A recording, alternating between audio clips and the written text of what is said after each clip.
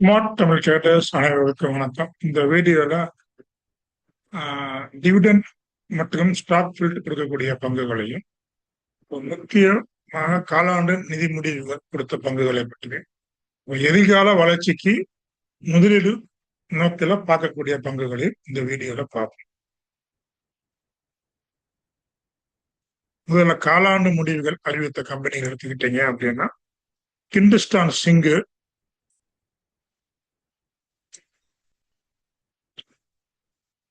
நல்ல ரிசல்ட் கொடுத்திருக்காங்க. 145% லாப வளர்ச்சி காமிச்சிருக்காங்க. ரெவென்யூ வருவாய் கடந்த ஆண்டில் முதல் காலாண்டில் 7,723 கோடியாக இருந்த வருவாய் இந்த காலாண்டில் சுமார் 77% உயர்ந்து 13,687 கோடியை எட்டி உள்ளது.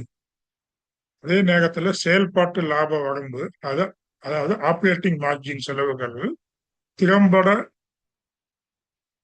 நிர்வகிக்கப்பட்டதால் லாப வரம்பு 49% இருந்து 58% அதிகரித்துள்ளது. செலவுகளும் இவங்க அனாவசியமா செலவு பண்ணாம கரெக்டானதுக்கு செலவு பண்ணி அதனால லாபம் கிட்டத்தட்ட ஒரு 10% மேல அதிகரிச்சிருக்கு. நெட் ப்ராஃபிட் கடந்த ஆண்டின் இதே காலாண்டோடு ஒப்பிடும் போது 145% உயர்ந்து 4,205 கோடியாக புதிய சாதனை படைத்துள்ளது ஹிந்துஸ்தான் சிங்கு. இதுக்கு காரணம் என்னன்னா, உலகளாவிய சந்தையின் உலோகங்களில் விலையில் ஏற்ற இறக்கங்கள் இருந்த போதும் சில்வர் வெள்ளியின் விற்பனை மற்றும் உற்பத்தி அதிகரிப்பு இந்த நிறுவனத்திற்கு நல்ல லாபத்தை ஈட்டி தந்துள்ளது. அதே போல முதலீட்டாளருக்கு நல்ல டிவிடெண்ட் கொடுக்கக்கூடிய பங்கு ஆகும். அப்புறம் பேங்க் ஆஃப் இந்தியா கோட்டா ஒன்று சொல்லிட்டு கொடுத்துருக்காங்க.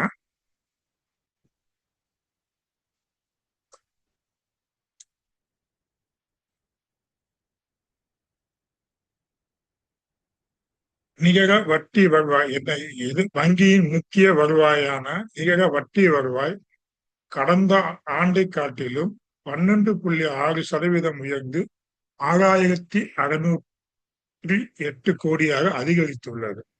நிகர லாபம் நெட் ப்ராஃபிட் கடந்த ஆண்டில் 2,552 கோடியில் இருந்து 36.2% உயர்ந்து 3,468 கோடியை எட்டியுள்ளது. அதே போல என்பிஏ வார கடனுமே மொத்த வார கடன் கிராஸ் என்பிஏ முந்தைய காலாண்டில் 1.98% இருந்து 1.8% குறைந்து உள்ளது. கிராஸ் என்பிஏ நிகர வார கடன் நெட் என்பிஏ 0.56% இருந்து 0.51% குறைந்து உள்ளது. கிராஸ் என்பிஏ நெட் என்பிஏ நல்லா குறைஞ்சிருக்கு. வாரக்கடன்கள் குறைந்தது நிதி நிலைமை வலுவடைந்து உள்ளதால் பங்கின் விலை விரைவில் 150 நிலையை தாண்டி செல்ல டெக்னிக்கலா வாய்ப்பு உள்ளது. அதாவது ரிசல்ட் நல்லா இருக்கு, அதுல வாய்ப்பு இருக்கு சொல்றேன்.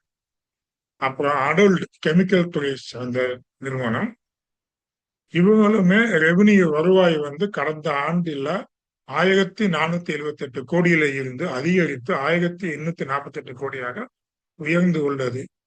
மார்ஜின் செயல்பாட்டு லாப வரம்பு சர்வதேச சந்தை பாதிப்பிலிருந்து மீண்டு லாப வரம்பு 16% இருந்து 21% அதிகரித்து உள்ளது.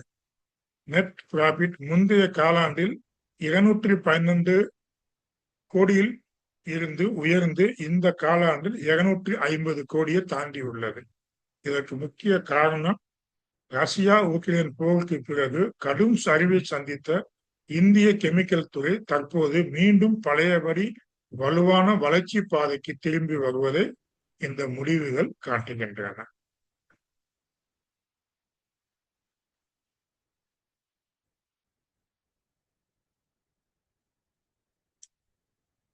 அப்புறம் எஸ்பிஐ லைஃப் இன்சூரன்ஸ் நிறுவனம் இவங்களுமே நெட் ப்ராஃபிட் கடந்த ஆண்டின் முதல் காலாண்டில் 594 கோடியாக இருந்த லாபம் நடப்பு காலாண்டில் 725 கோடியாக கணிசமாக உயர்ந்துள்ளது.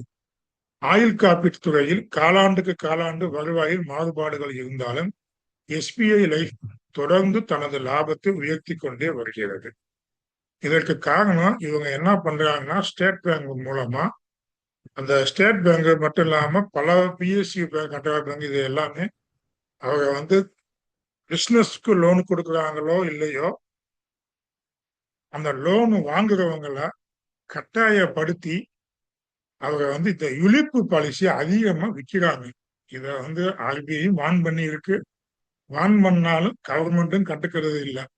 கிட்டத்தட்ட போன வாரத்துல அந்த ரிப்போர்ட் எடுத்து வச்சிருந்தேன். நான் அடுத்த வீடியோல சொல்லுறேன். பல லட்சம் கோடி வந்து எல்லா பேங்கும் சேர்த்து, பிரைவேட் பேங்க் மட்டும் இல்லாம பிஎஸ்சி பேங்க் இவங்க வந்து பேங்க் மூலமா இந்த இன்சூரன்ஸ் பாலிசியை வித்து வித்து இது பண்ணியிருக்காங்க. அது ஒரு பேங்குக்கும் ஒரு வருவாய் கிடைக்கும். அதாவது பேங்குக்கு இன்சூரன்ஸ் கம்பெனி ஒரு கமிஷன் கொடுக்கும். அதனால பேங்கிங் செக்டார் எல்லாமே நல்ல லாபத்தை காமிக்குது. இது ஒரு நெகட்டிவாக பார்க்கப்படுகிறது.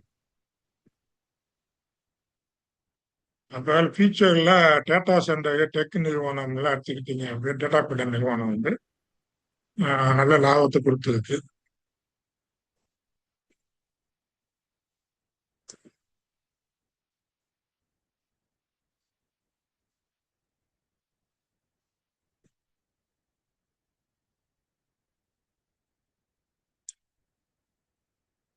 டிவிடெண்ட் பார்த்துட்டு அதுக்கு அல்ட்ராடெக் சிமெண்ட் நிறுவனம் வந்து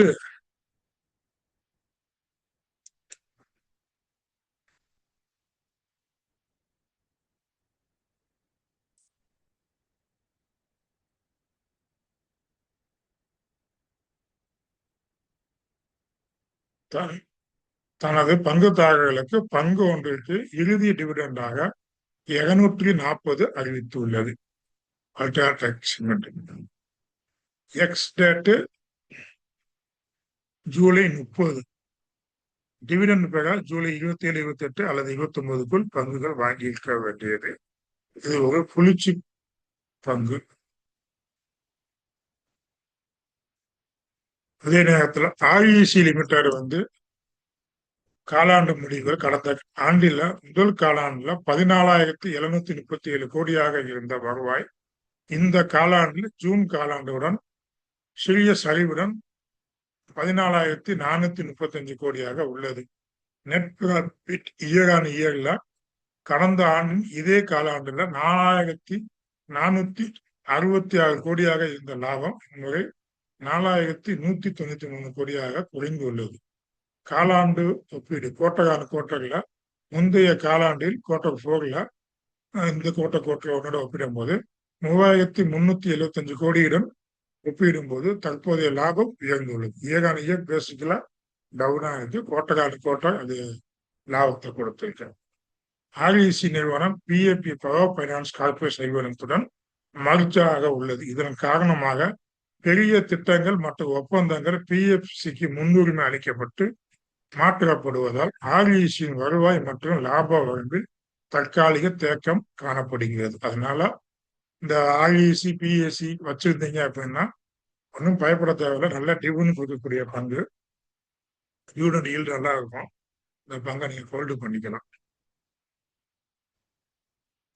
இந்த நிறுவனம் ஒரு பங்கிற்கு $4.25 இடைக்கால டிவிடெண்ட் அறிவித்துள்ளது. ஆர்இசி நிறுவனம்.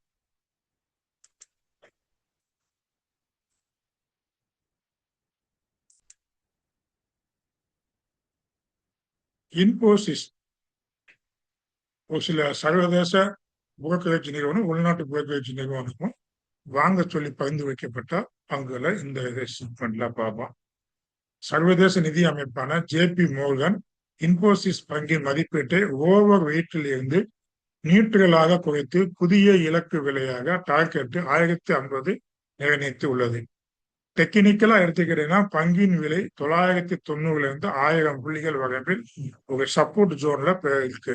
இதன் காரணமாக தற்போதைய நிலவரப்படி மேலும் பெரிய சரிவு ஏற்படுவதற்கான வாய்ப்புகள் குறைவாக தெரிகிறது என்றும் மீண்டும் 1100 நோக்கி மீண்டு வர வாய்ப்புள்ளதாக இந்த ஜேபி மோர்கனானது குறிப்பிட்டுள்ளாங்க. அதே போல இந்த ஸ்விக்கியும் ஜொமேட்டோ உணவு சப்ளை பண்ணக்கூடிய நிறுவனங்கள்.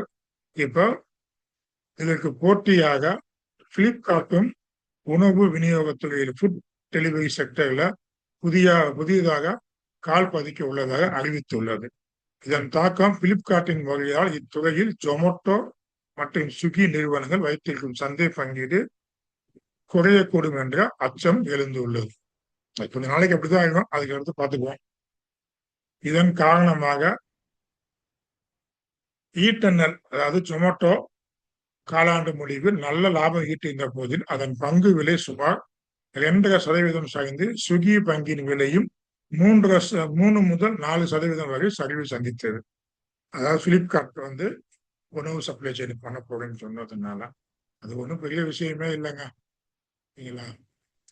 அப்புறம் வந்து சக்தி பம்பு அடுத்த கட்சியல் டெக்னாலஜி செயற்கை நுண்ணறிவு திட்டம் AI இன்வெஸ்ட்மெண்ட் கட்சியல் டெக் நிறுவனம் இந்தியாவின் முன்னணி நிறுவனமான சர்வம் உடன் கூட்டு சேர்ந்து உள்ளது. ஒடிசா மாநிலத்தில் AI தரவு மையத்தை டேட்டா சென்டர் உருவாக்க 14,257 கோடி முதலீடு செய்ய திட்டமிட்டுள்ளது. பாரம்பரிய ஐடி சேவையில் இருந்து விலகி AI மற்றும் டேட்டா சென்டரில் அதிக முதலீடு செய்வதன் மூலம் கடந்த ஒரு மாதத்தில் மட்டும் கட்சியல் டெக்கு 22% உயர்ந்து மற்ற ஐடி நிறுவனங்களை விட சிறந்த செயல்திறனை வெளிப்படுத்தி உள்ளது.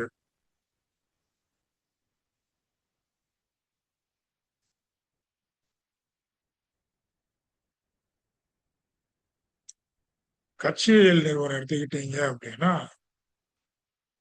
அமெரிக்காவை சேர்ந்த GE ஏரோபோஸ் நிறுவனம் இந்திய பாதுகாப்பு துறையின் தேஜாஸ் மார்க் 1A போர் விமானங்களுக்கான F404 மாடல் என்ஜின்களை சுமார் 20 முதல் 22 என்ஜின்கள் நடப்பு நிதியாண்டிற்குள் வழங்க ஒப்புக்கொண்டு உறுதிப்படுத்தியுள்ளது.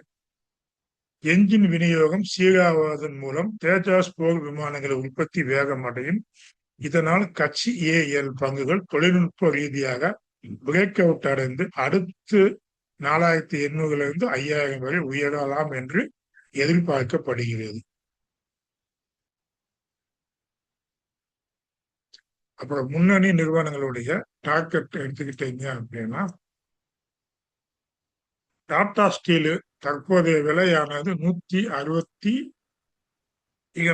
சுற்றி வர்த்தமாகி வருகிறது. HSP செக்யூரிட்டிஸ் நிறுவனம் டாடா ஸ்டீல் நிறுவன பங்குக்கு நேர்மறையான பார்வையை வெளிப்படுத்தியுள்ளது. எதிர்பார்க்கப்படும் இலக்கு 182 192 வரை உயர வாய்ப்புள்ளதாக கணிக்கப்பட்டு உள்ளாங்க. CDSL central depository service India limited சந்தையை தற்போதைய விலை 1,355 அருகில் வர்த்தகமாகி வருகிறது. சாய்ஸ் புரோக்கிங் நிறுவனம் இதன் மீது சாதகமான கணிப்பை வழங்கியுள்ளது. எதிர்பார்க்கப்படும் இலக்கு 1,400 வரை உயரும் என எதிர்பார்க்கப்படுகிறது. இதெல்லாம் வாட்சிஸ்ட்ல வச்சு சனி ஞாயிறு லீவ்ல நீங்க எப்படியா சொன்னா இல்ல நம்ம சொல்ல சப்போர்ட் அண்ட் போட்டு டிராப் பண்ணி பார்த்துக்கோங்க. அப்புறம் NHPC இது 79 விலையில இருக்காயிட்டு HDFC செக்யூரிட்டி NHPCக்கு நேர்மறையான அறிக்கை விட்டுள்ளது. அரசு நிறுவனமான இதுக்கு அடுத்த வாரத்துக்கு 83 வரை செல்லும் என்று HDFC செக்யூரிட்டிஸ் நிறுவனம் சொல்லியிருக்காங்க. அப்புறம் இந்தியன் ஆயில் கார்பரேஷன் IOCக்கு தற்போதைய விலை 139 அளவில் முடிவடைந்திருக்கு. பருபாஸ் லீதா என்ற தரகு நிறுவனம் IOC பங்கின் மீது எதிர்மறையான பார்வையை வெளியிட்டு நெகட்டிவ் செய்தி கொடுத்திருக்காங்க. எதிர்பார்க்கப்படும் இலக்கு பங்கின் விலையில் கரெக்ஷன் ஏற்பட்டு 132 வரை குறைய வாய்ப்புள்ளதாக கருதப்படுகிறது. இது எல்லாமே புரோக்கரேஜ் கொடுத்த பங்குகளுடைய டார்கெட் விலை.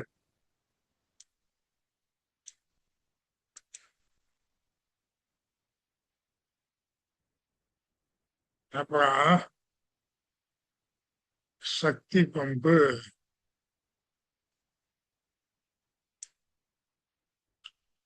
சக்தி பம்புடைய இன்கம் கடந்த ஆண்டில் 626 கோடியில இருந்து 869 கோடியாக அபார வளர்ச்சி கண்டு உள்ளது.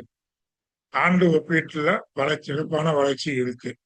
எப்பவுமே இந்த மாதிரி கவர்மெண்ட் கான்ட்ராக்ட் பேசிக் பண்ணக்கூடிய குரூப்புக்கு எல்லாத்துக்குமே இந்த பிப்ரவரி மார்ச்சுக்குள்ள பில்லு எல்லாம் பாஸ் ஆகி பெரும்பாலும் கிடைச்சிடும். அதனால ஃபர்ஸ்ட் குவார்ட்டர் வந்து நல்ல லாபம் பிடிக்கும்.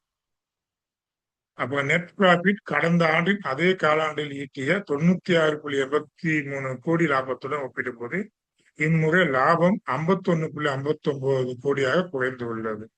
இதற்கு காரணம் மூலப்பொருட்களின் விலை உயர்வு, உலகளாவிய பணவீக்கம் மற்றும் உற்பத்தி செலவு ஆபரேஷன் எக்ஸ்பென்ஷன் கணிசமாக விழுந்தது வருவாய் அதிகரித்தும் லாபம் குறைந்ததற்கான முக்கிய காரணமாக பார்க்கப்படுகிறது.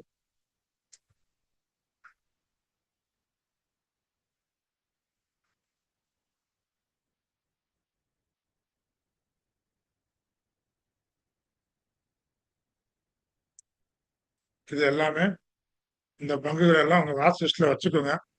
நல்லா அனலைஸ் பண்ணிட்டு உங்க பங்கு ஆலோசனை கேட்டுக்கிட்டு நீங்க வந்து முடிவு பண்ணிக்கோங்க. இந்த வீடியோ உங்களுக்கு உபயோகமாக இருந்தது அப்படின்னா லைக் பண்ணுங்க, ஷேர் பண்ணுங்க. வாழ்க வளமுடன்.